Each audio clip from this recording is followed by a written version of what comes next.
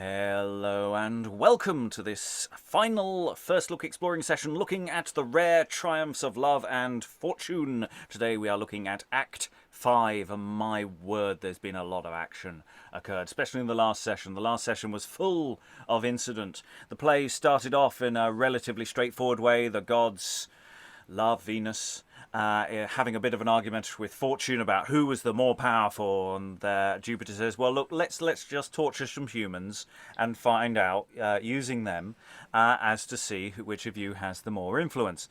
And so we are then transported to the human land, where there are some lovers. There is Hermione, a noble knight who is in love with Fedelia. Fedelia is the daughter of a king. But her brother finds out that they're in love and says, no, this is a bad thing. And Hermione goes, no, stabby, and stabs the brother. Not fatally, just a small hole, a little bit of bleeding. And so there's a little bit of argy-bargy going on there. And then the two lovers, Hermione and Fedelia, decide they're going to elope. They're going to meet in a cave and escape from things and get married. Meanwhile, the cave that they're planning to meet by, there lives a hermit who's called Bomelio, who is secretly the father of Hermione, the knight. And they don't know this yet. It's a startling revelation that we discover later on. And so they go to meet at this cave, but unfortunately Hermione and Fedelia's plan has been revealed to Fedelia's brother, and he turns up and takes Fedelia away. This is seen by Bomelio, who then meets up with his long-lost son, and they have this wonderful reunification scene where they're, oh, isn't it great to see you, my son, hide in this cave while I go off and figure out a way of getting you two together and married. So Bomelio goes to the court and disguised as a physician, having cursed the brother of Fedelia into silence and slight possibly madness. It's not actually fully defined how badly he's been struck down. He turns up to be the physician to cure him, and he says the best way to cure him is if his sister is bled a little bit and the brother sort of nestles in amongst her boobies. So that's the prescription. That's not quite exactly what was going on there, but I may have slightly taken that a bit far. But that's sort of the rough outline of what in theory is going on there. This is of course all a ruse. He gets together with Fedelia and says, hey, yeah, it's fine, it's okay, not a problem, come with me, we'll nip back to my cave and your lover's there. They do that. Unfortunately, they go back to the cave, and Hermione, having had this sort of weird moment of just going, these books that this my father has are all terrible magic books, I must burn them. So he's burnt all his father's books. Father comes home and goes, where are my books? Where am I? He doesn't know they've been burnt. He just thinks someone stole them. And he goes mad. And he chases everybody off stage. And by the end of Act 4, Venus and Fortune have got a no-score draw as to which of one of them is winning the most. Venus because there's love, and Fortune because, hey, crazy stuff's been going on. So that's the plot. Approximately. So this is Act 5, where everything is going to be resolved. Yes, it will. Will Venus be the winner? Will Fortune be the winner? Will the humans ever have a normal relationship ever again? We don't know, but we are going to find out with this wonderful assembly of readers today. So reading the god Mercury and Armenio, currently the silent brother of Fedelia, is... Hi, I'm Steve Longstaffe, scholar of early modern drama based in the northwest of England. Reading Bomelio, the father of the knight Hermione, who's currently a tad bit mad, is... Hello, my name's Francis Cox. I'm an actor living in Amsterdam. Reading Lentulo, servant to Bomelio, who's currently a bit in prison, I think, is... Hi, I'm Tamara. I'm an actress, and I do not know what's going on. Which is fine. Reading Penulo, sort of more crafty, parasitic, lower person, not quite a servant, but in that sort of general area, is... Hi, I'm Eric. Are you describing me or the character there? I couldn't possibly say. Reading Phizanties the king, whose daughter it is, who's in love and currently running away from a madman, is. Hi, I'm Alan Scott, and I'm equally confused. Reading Fedelia, the love interest of this tale, is. Hi, my name's Elizabeth Amisu, and I'm an author based in Romford.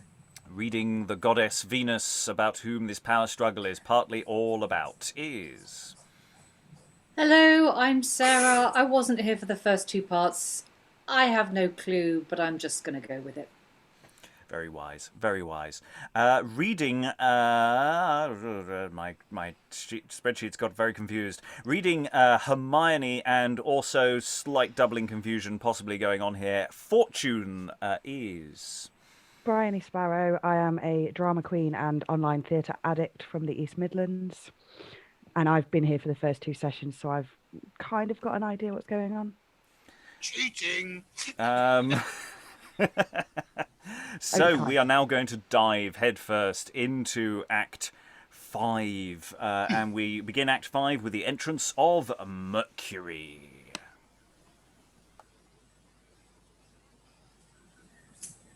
Ye goddesses of this eternity, to whom of right belongs each earthly thing, the King of gods salutes ye, both by me, and I beseech you, mark the news I bring.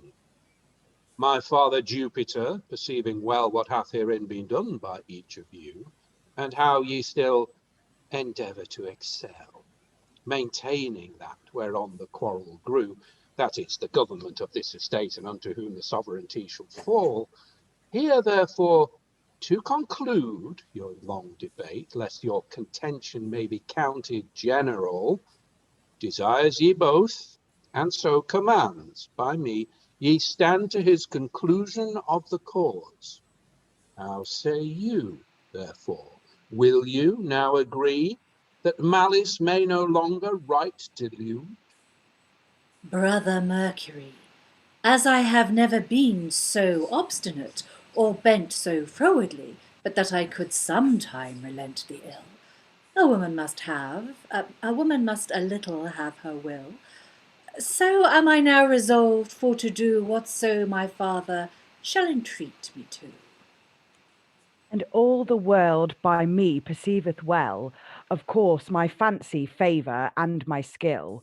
And when my cause a little course hath had, I am well pleased, and no longer sad.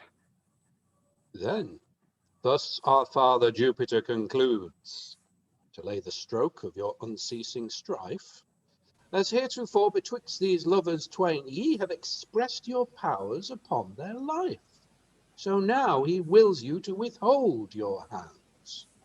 Enough sufficeth to confirm your might, and to conjoin ye both in friendly bands of faithful love, wherein the gods delight. His pleasure is that, Lady Venus, you shall be content never to hinder them, to whom Dame Fortune shall her friendship show, but wretched to procure them happy men.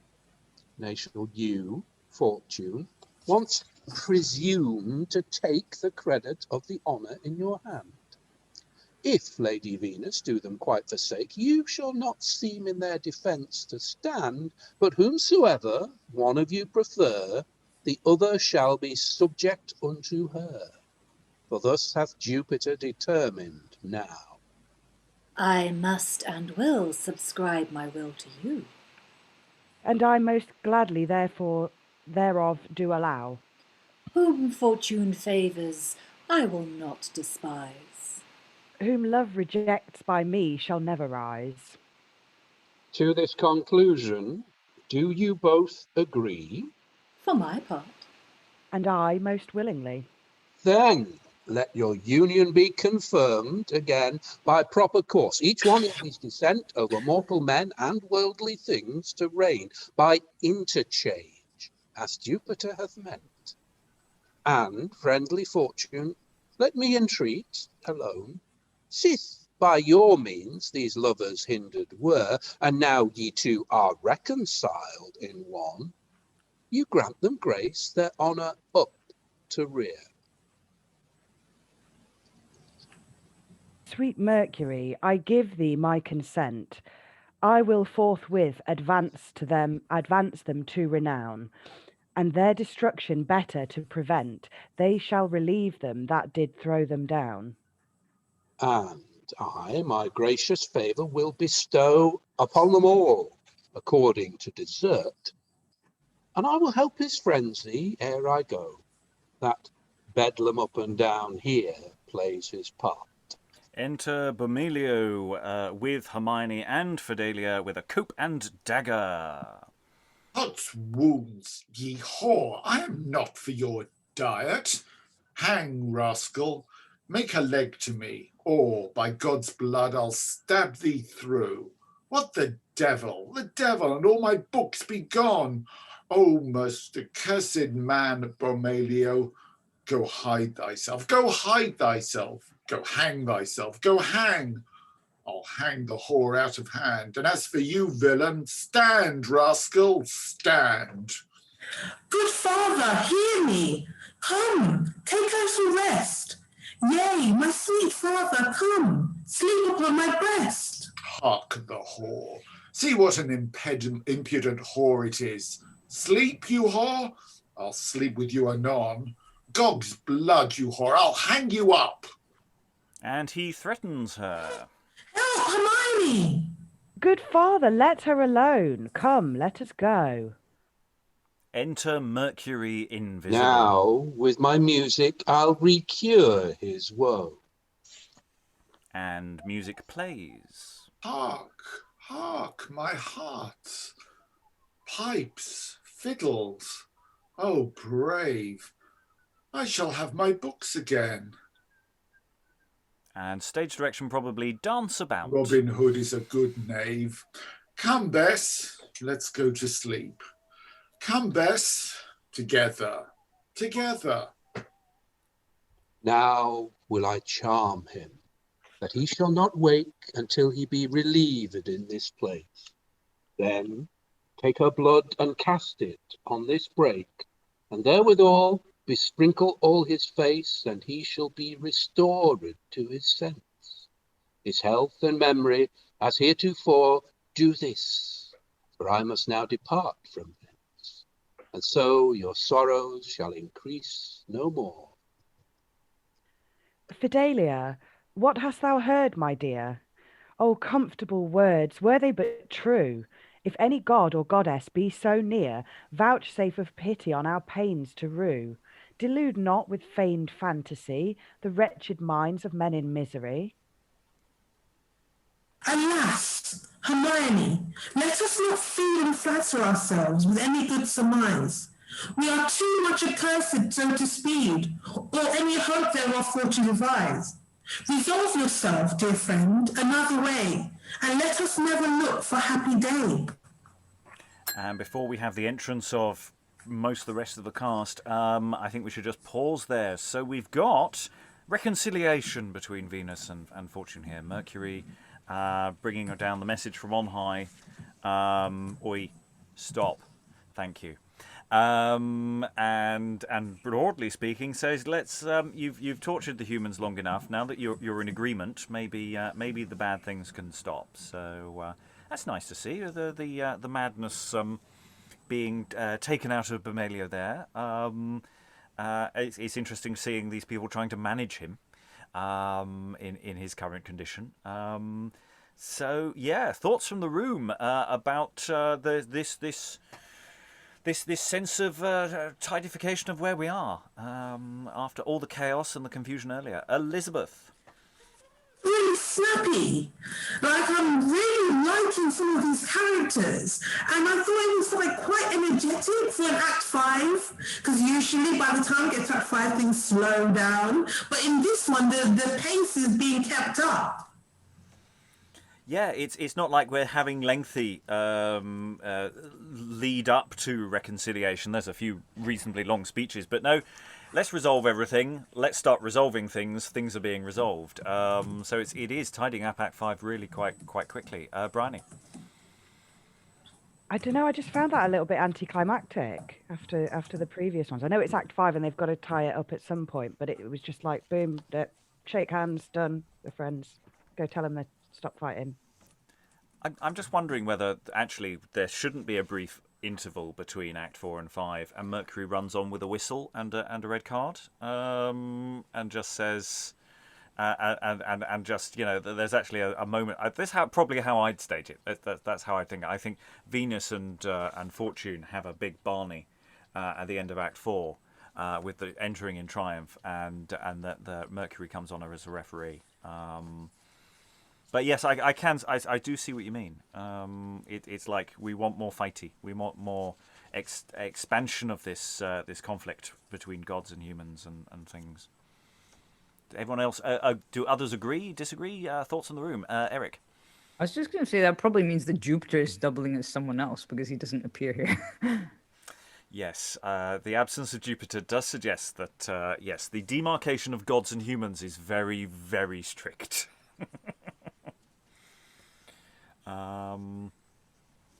Other thoughts in the room? Oh, Briony. Just that some of those lines that Bomelio was saying were really quite. I don't want to say nice because they weren't nice, but I definitely enjoy saying them. I like being a villain, though. Well, it's the sort of the license of being mad here is that you can just toss around insults with abandon, and that is interestingly freeing, and yeah, he gets to dance about and sleep, so he gets a change of the kind of madness he's playing. Eric. Yeah, I was going to say that it's interesting how, for once, it looks like the gods are about to clean up their mess, which is very rare in plays compared to other times. Usually, like, they kind of, you know, sort things out, kind of, yeah, you go with him, you go with him, whatever. You know, like in Lily plays where you get, like, Cupid sort of sorting everything out and no one's happy. But, yeah, it kind of feels very strange for Mercury to be the one organizing everyone. Well, what I quite like here is that Mercury persuades Fortune to tidy up the mess without letting love hear. So it's like, we've got the reconciliation. I don't want to, you know, I don't want to, you won't have to lose face. We'll do this very quietly. You can sort out, you know, it's not like it's part of the reconciliation, because actually the reconciliation part of it is just simply stop arguing. Because Jupiter's had enough of arguing gods. It doesn't actually care about the humans. It's actually, this is Mercury's initiative. Thank you, Mercury. You're our only hope.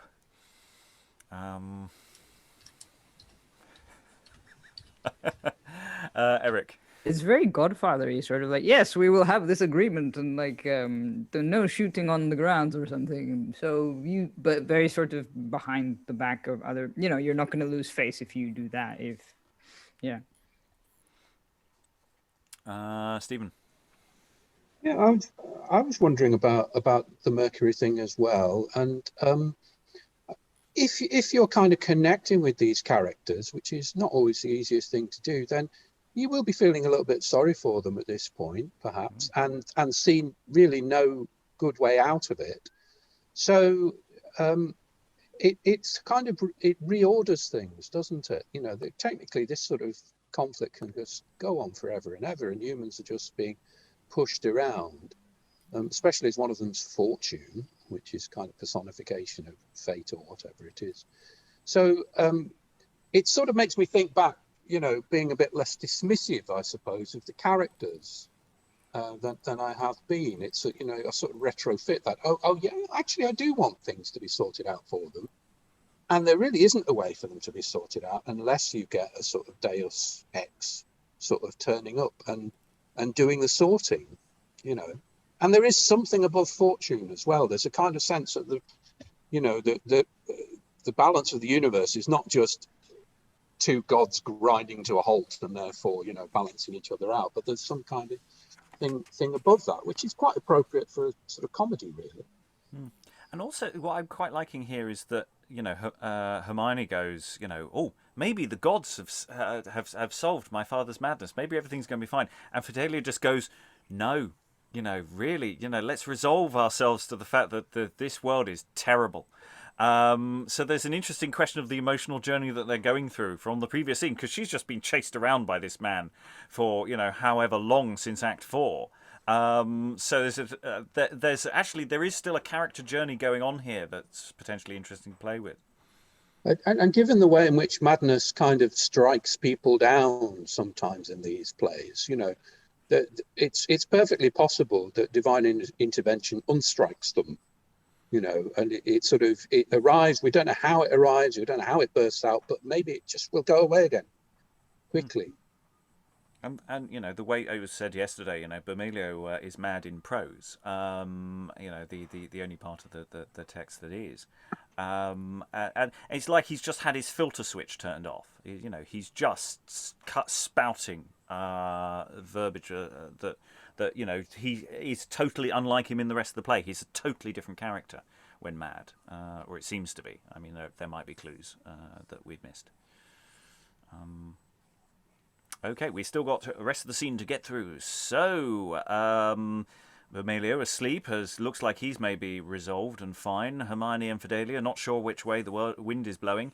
But now enter King Phizanties, Armenio, currently still dumb, Penulo and Lentulo.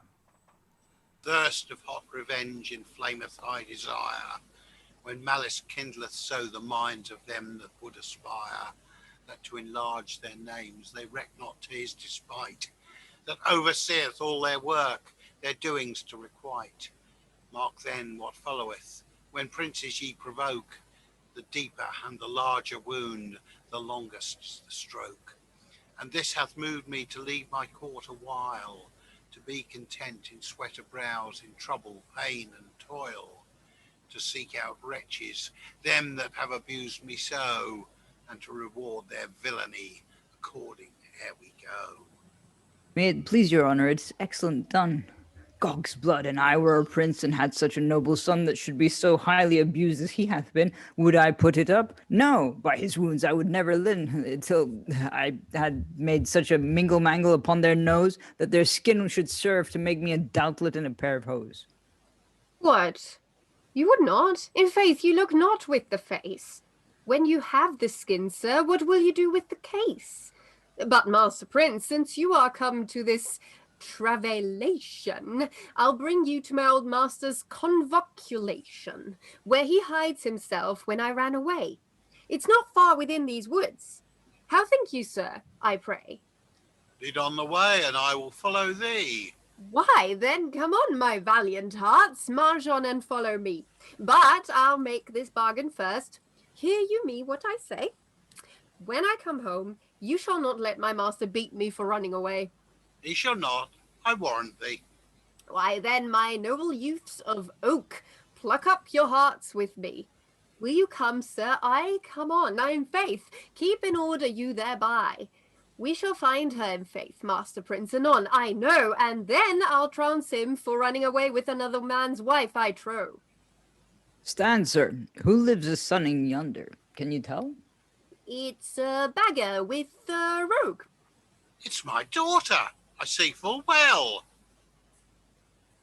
Fedelia, be content, shrink not at all. Strike not a stroke, my son. For help I shall go run and call. And art thou found, false traitor and untrue, traitor to him that dealt so well with thee? Did I devise to stop that would ensue, and found my cares such issue as I see? I see I am abused too much. Too much sufferance is cause of this abuse. This high abuse of yours as being such affords no cloak nor colour of excuse. Oh, where is thankfulness and love become? Where is the fear of princes' wrath exiled? Even this is the unhappiness of some, to be of them they trusted most beguiled. But sometime pardon bedes a second ill. Thou shameless wench, and thou false-hearted knight, by your unhappy deeds I learned this skill. But let yet I list not kill thee as I might. Her will I have, and keep her as I may. On pain of death I charge thee, hence, away! O Prince, this sentence hath his force and strength, and dead I am that here appear to live. For how, alas, can this my life have length, when she is hence that life and sense doth give? But since, alas, I must be only he, whom fortune vows to make a common game, Armenio, my foe, do this for me, with my revenge to end my open shame. To help thee to digest thine injury, appease thee with Hermione's tragedy. The thought of that accursed deed. Oh, sweet Hermione, my sweet Hermione, foul be his fall that makes thy body bleed. Oh, sweet Hermione, my sweet Hermione, and Father, this I vow, forgive it me, will be sacrificed for this offence. And or I will have my Hermione, my chosen love, or never part from hence. Him hath the destinies ordained mine. Most worthy me, your daughter, every way. Nor he to any will his choice resign. No more my troubled thoughts will let me say. What wilt thou, foolish girl and obstinate? Sayest thou this treason is devised by fate? That shall we try. Dispatch her hence away. Let's see who dares our princely will gainsay. Sir, and you'll have us carry her here. Here be them some of the carriers.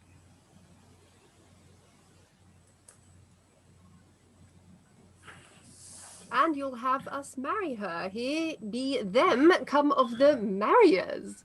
Lord, I marvel to whose share this lady will fall. I am sure my part in her will be least of all. So perhaps these carriers are in fact Venus and Fortune in disguise, possibly, because the stage direction says Venus and Fortune show themselves and speak to Phizanties, while Hermione standeth in amaze. High time it is that now we did appear, if we desire to end their misery. Phizanties, stay, and unto us give ear, for what thou determinest performed cannot be.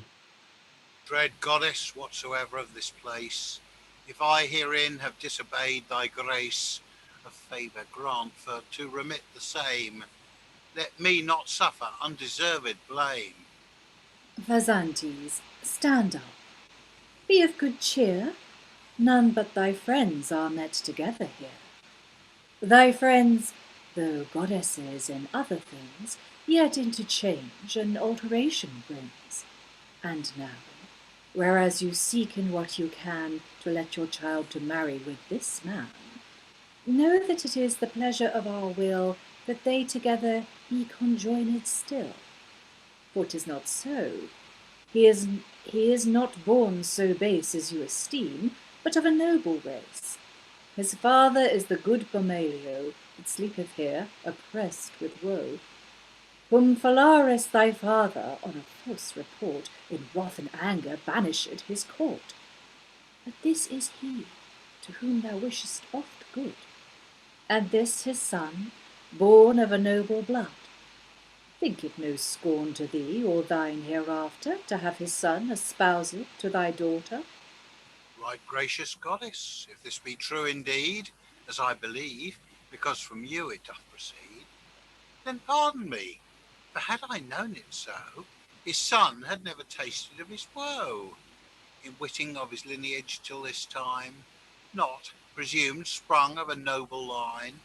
Put hence and please your deities my grief, because my son is dumb without relief.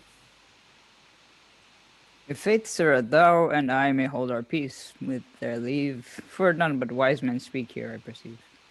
In some respects so, in some respects not, for a fool's bolt is soon enough shot. Phizanties, fear no longer his distress. The gracious gods provide for his redress. The shedding of thy daughter's dearest blood shall both to him and to this man do good. For let this fern be dipped in many a place, and as he sleepeth, cast it in his face, and let his tongue be washed therewithal, and both of them relieved, see you shall. How say you, daughter, will you grant thereto?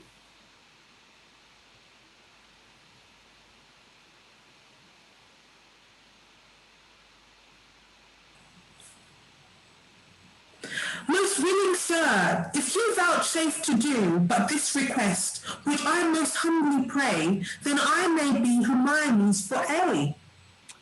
With all my heart. Hereon I give my hand. And take it, sir, and to your word I stand. And for thy sake, Hermione, my dear, see what I do, although it touches me near. Now take thy fill, and for his madness prove. And she bares her breast, which is so much of a surprise that the person reading Fortune returns to reading Hermione again. Oh, sweet and fearful sight, the sign of love. If it be any sweeter, masters, that runs from you so, I pray you give me some of your blessings ere you go. I strive to speak, and glad to find my speech. Forgive, Hermione, forgive me, I beseech, and you, good sister. Pardon my friends, too rash in all I ventured to do. See what proceedeth from unstable youth, shame to himself, and to his friends a cause of ruth. Armenio, long hath my mind desired to hear the proffer of this pleasant peace, which sith the gods do grant as we require, henceforth let rancour and contention cease, and in our breast be knit for ever sure the links of love perpetual to endure. What have I heard? What is it that they say? Amazed quite, confounded every way. My son Hermione, I know that is the same. That's my prince. Now comes my grief and shame. My lord Bomelio, shun not. I know you now. Forgive the fact my father did to you, and what he did, impute it not to me. Thy former place I will restore to thee, in token of our faithful amity. We will be joined in near affinity. Long live Phizanties, long live in happy ease. The gods be blessed, I live this day to see. What pleased the one shall never me displease. Thrice happy now for all my misery. Why then, sir, sith everything has come to so good an end, I hope, my good master, you'll stand by my good friend and give me but £2,000 or £3,000 a year to live on. Much in my knock, Nichols. You and I shall slave it anon. Assure thee, Penulo, thou shalt not want as long as I live.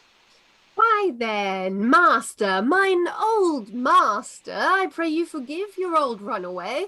'Twas for fashion's sake, I'll do so no more. Look you do not, sirrah, and then I pardon you therefore. Re-enter Venus and Fortune. Thus everything united is by love. Now gods and men are reconciled again, on whom, because I did my pleasure prove, I will reward you for your former pain. Receive the favours of our deity, and sing the praise of Venus' serenity. And for I played my part with Lady Love, while each did strive for chief authority, your good deserts Dame Fortune so doth move, to give these signs of liberality. Thus for amends of this your late unrest, by love and fortune you shall all be blessed. And thus hereof this inward care I have, that wisdom ruleth love and fortune both. Though riches fail and beauty seem to save, yet wisdom forward still unconquered goeth. This we beseech you, take friendly in worth, and sith by love and fortune our troubles do cease. Our troubles all do cease. God save her majesty that keeps us all in peace. Now they and we do all triumph in joy, and love and fortune are linked sure friends. All grief is fled for your annoy, fortune and love makes all amends. Let us rejoice then in the same, and sing high praises of their name. And with the words of Fortune, the play ends. So, yes, Father returns, finds escaped daughter. It's all going horribly wrong. Banishment's going to happen, and then stop in the name of love as Venus enters. I demand a music cue there myself, but yeah. And then we have the Bears Her Breast stage direction, which there's a lot of sort of missing stage directions here. The gods sort of disappear and reappear, and sort of at will. When it says "Enter Venus and Fortune" at the end, I suspect that's more after everybody's exited and they return, and or something along those lines. But there's no indication that they disappear. But yeah, I don't know. How do we do the Bears Her Breast moment? Because of course, I just have the image of a sort of a lighting cue that you just do that, and then suddenly this beam of light is struck into his face, and in some fashion it's just ah! Oh, sweet and fearful sight. It's a weird ending. I mean, it resolves everything, and it resolves everything very, very quickly. I mean, this is not a long act.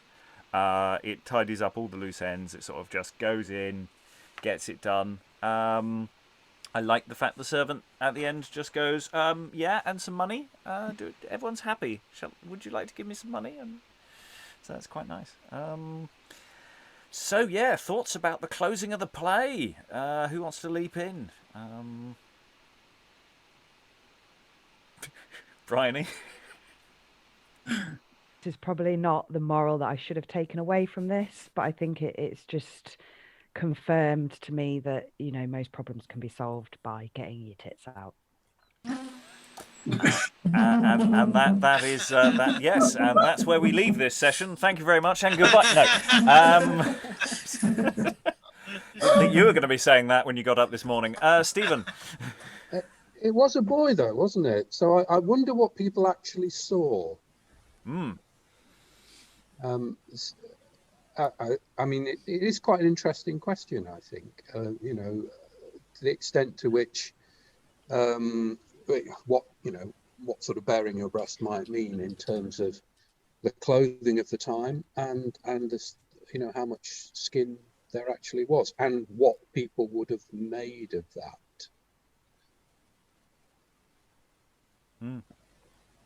Other thoughts?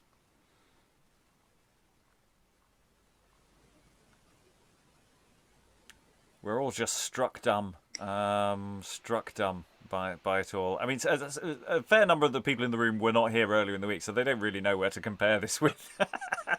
Briony.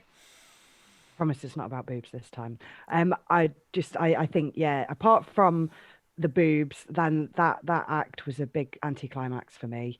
There was so much going on in the rest of it. I thought there might have at least been one more twist at the end, but there wasn't.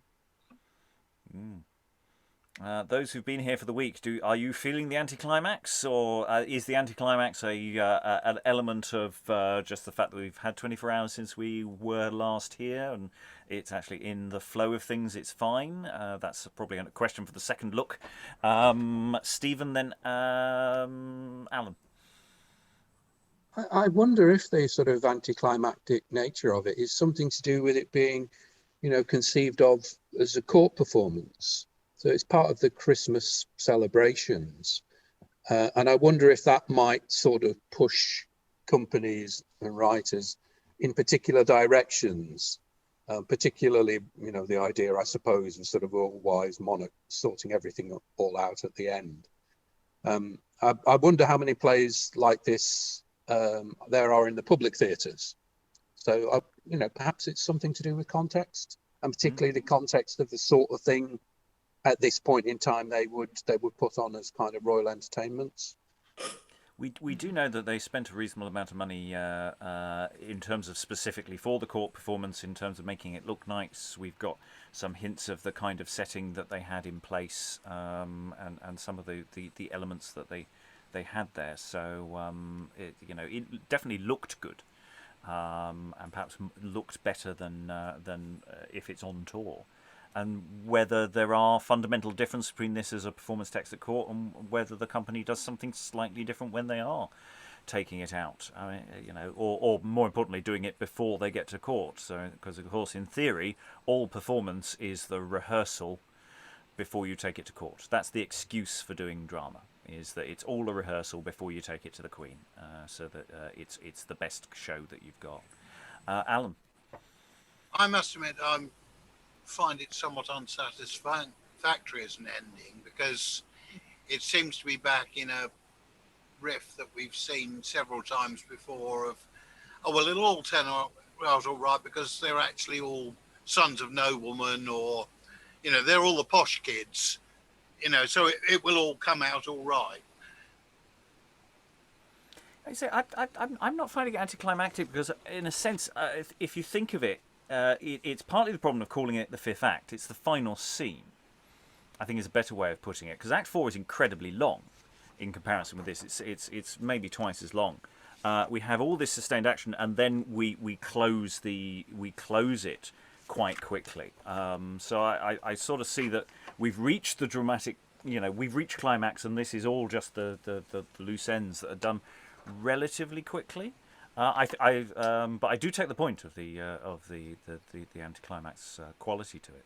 I wonder whether that's just a symptom of the way we've read the play, or maybe we just don't like a neat, tidy ending. That every ends relatively happily. Even the servants aren't going to get a terribly bad deal. They haven't seen fulfilment yet. They've had promises. Well, yeah, you can't expect, they're not going to rewrite the social order here. They're playing it before the Queen. Eric? Yeah, but also, Lentulo was due to be hanged or something. He might not be getting hanged eventually, or maybe he is. I don't know. I just like the idea that he kind of asks, please don't let him beat me, but, he doesn't say, please give me a reprieve. Yes, he basically asks his master to forgive him and things. Yeah. So he gets away with it, as it were. I'm going to go into final thoughts for this act and the play overall. Obviously, those who've only been here for this act, feel free to just say, yeah, I'm done. We may have already touched on it to a degree with everyone. But Alan, do you have anything to add from your earlier comment? I must admit, I probably got the rough end of the deal, because I was in for the first section and for this session. I think yesterday's, from the comments I heard, was much more lively and much more structured. So maybe I've seen the worst aspect of it rather than the best. Yes, all you've got is the resolution. You haven't had the excitement and the twists that were either expected or unexpected, depending on your point of view. It seemed to take quite a long while in the first session to actually get any sort of momentum going. And I say, I'm really interested to see how this runs at pace, because I suspect a lot of the problems are simply just the structure of how we do a first look. Francis, in at the deep end, any thoughts to add? Not necessarily about the play overall, but anything about what you've just read? It doesn't particularly make me wish that I'd been here for the previous reading. So from what I read, it just struck me as par for the course with early modern drama. But the bearing of the breast kind of woke me up a bit. Possibly what it was there for. Yeah. Yeah. Elizabeth, you've missed the middle of the play, a reasonably chunky middle as well. Do you have any final thoughts in trying to connect this with the first part of the play that you saw at the beginning of the week? It was weird because it was like the middle fell out. I loved your overview of the play itself. That went really well. But one of the things that strikes me from this play is that Hermione is a man. And I just kept reminding myself that Hermione is a man, okay? And so I like the character of Hermione. I wasn't really sure about the bares her breast scene. It was a bit of a shock. I didn't see it coming, but I thought that it was quite good. I've seen the production. I saw production at the Globe where one of the characters took all her clothes off and jumped into the middle of the stage. She just jumped down into a trapdoor into the middle of the stage. So I think that there's scope for nudity in our Beyond Shakespeare pieces, and we have never explored that before. So I think it's quite interesting that we're exploring it today. Yes, welcome to Beyond Shakespeare After Dark. This is for the OnlyFans page that we do not have. We don't. Okay, so Sarah, I say leaping in, and in a sense, we're not as surprised about the bearing of breast because it had been set up in previously, but it may come as more of a surprise for you. Final thoughts? Well, the thing I found interesting about this is that this is not the first time I've popped in for the end of a play. I've done this before with these sessions, and normally when I pop in for the end of a play, I can more or less pick up what's been going on, work out who's who. Doesn't take me that long to kind of suss out what the main journeys are and who's doing what. And with this, I still have no clue. I still have no clue about what I've just read. And picking up on what Stephen said earlier about context, I'm wondering if that is... It could just be because I've only come in for the final scene, so obviously my perspective is skewed, but I'm wondering if it's actually... It doesn't really matter about the fact that I have no clue about what's going on. I found what Stephen was saying about, when this was potentially performed and what it was written to be really interesting, because it does strike me as perhaps just being something of a Christmas burlesque. And when I use burlesque in the old-fashioned sense of the word, but if it fits, then why not?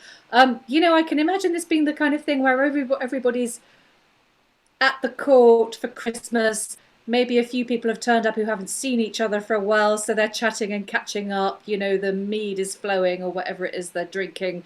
And there's maybe quite a lot of background chat, and people have only got half an eye on the performance. And in a sense, if that's what your production is there to fulfill, if it's kind of background entertainment, you're not going to do something really complex. You're going to scale it down. You're going to make it fun and colourful, put a really basic plot in, and then wrap it all up quite quickly. And so I wonder if that's what this was. But I mean, I don't know, because I've only come in for the final scene. Briony, you've been here for overall thinking of the play as a totality, and also, for that matter, the lens I do try to remind people about what we might do with this today, and what might we do. Final thoughts. I like that idea about it being sort of background entertainment, but the middle was just so action-packed and random that I don't know if it could be that. But I think, it's more that I think maybe the middle of this was too good and strange and unexpected, and that's why the end seems a bit flat for me, because it's not that it's a resolution, it's not that it was quite a simple resolution, because I guess it tends to be in these things, but I don't know, somehow the breast moment was the only bit in Act 5 that seemed related to this play that we read yesterday. Eric, final thoughts. I was going to say that, I enjoyed the first bits that we did, up to yesterday. But then, thinking about nudity, I think it's important that we think about how we kind of deal with female nudity, because, we've had that thing of, I think it was Gismunda, where we had Cupid who was basically naked with wings, if I remember naked and correctly. only wings, that's all he's wearing. Yeah. So like I guess it depends like how you sort of deal with those kind of issues. I don't know how you would do that on Zoom. I don't know if you would want to do that on Zoom. Well, we might be exaggerating also the issue of the, because ultimately, as far as the story is concerned, it's all about just getting a little bit of blood to cure the father. That's actually all that matters, and it's coming from vaguely that part of the anatomy. So it doesn't have to be as salacious as we might be reading it. Yeah, exactly. Before comic effect. Eric, do continue. No, that's about it. I mean, the only thing I could think of was sort of like the breasts that appear in Blackadder, the episode with the oddly shaped turnip, which is kind of more like sort of I don't know, just very oddly shaped things, because they thought that it was fun to have a crude episode, clearly. Yeah, let's not knock rude jokes. Very briefly, Sarah. Yeah, I don't want to put a dampener on the whole breast conversation, but like if you think of the costume or the outfits that they would have been wearing, assuming that they were wearing contemporary costume, I mean they might have been donning togas, I don't know, but if they were wearing Elizabethan dress, they'd have been very well covered.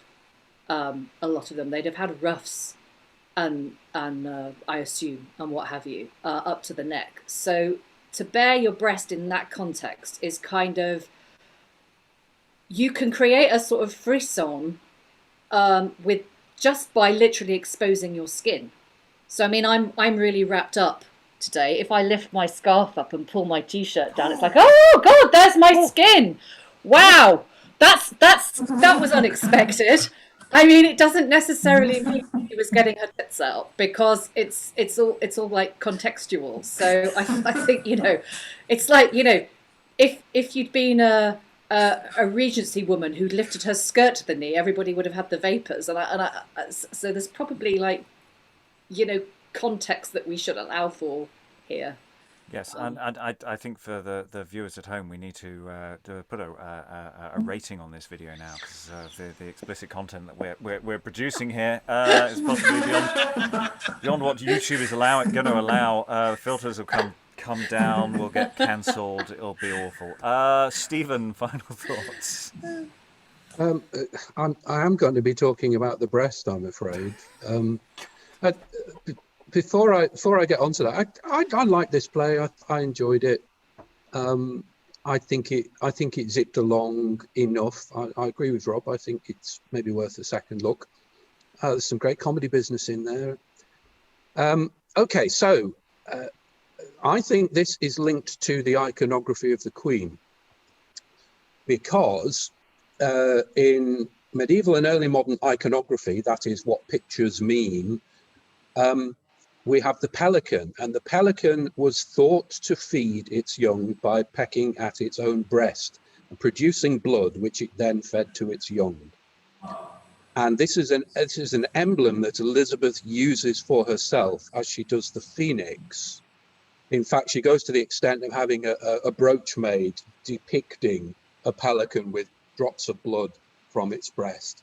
So she's the kind of the person who, as it were, feeds the nation through her self-sacrifice and literally through her blood. And so I think that's how that ends up in this play. I think it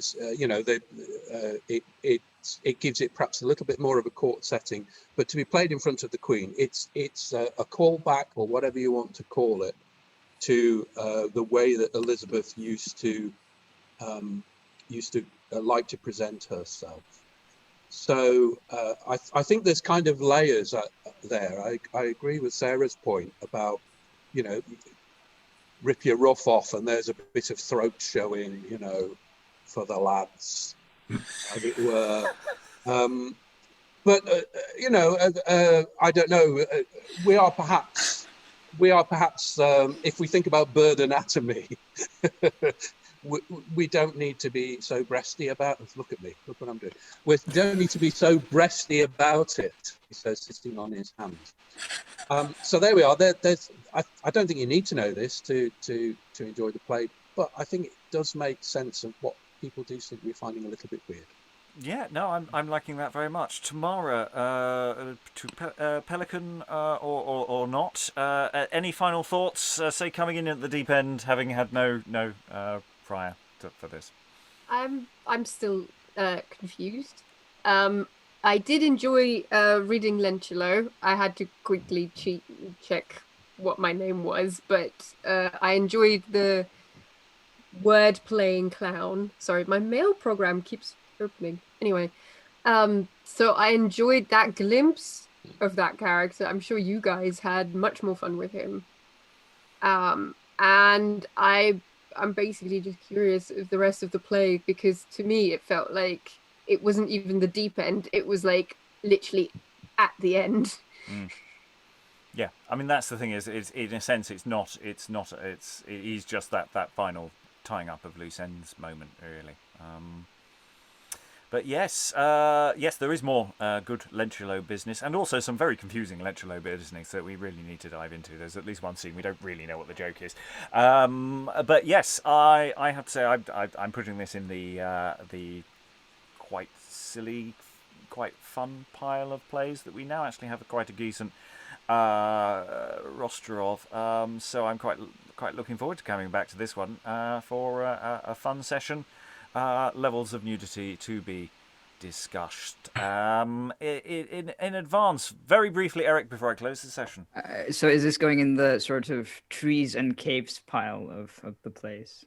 Yeah, absolutely. That's what the folder's called. And on that note, thank you very much to all the wonderful readers, and goodbye for now from the rare triumphs of love and fortune. He bears his breast.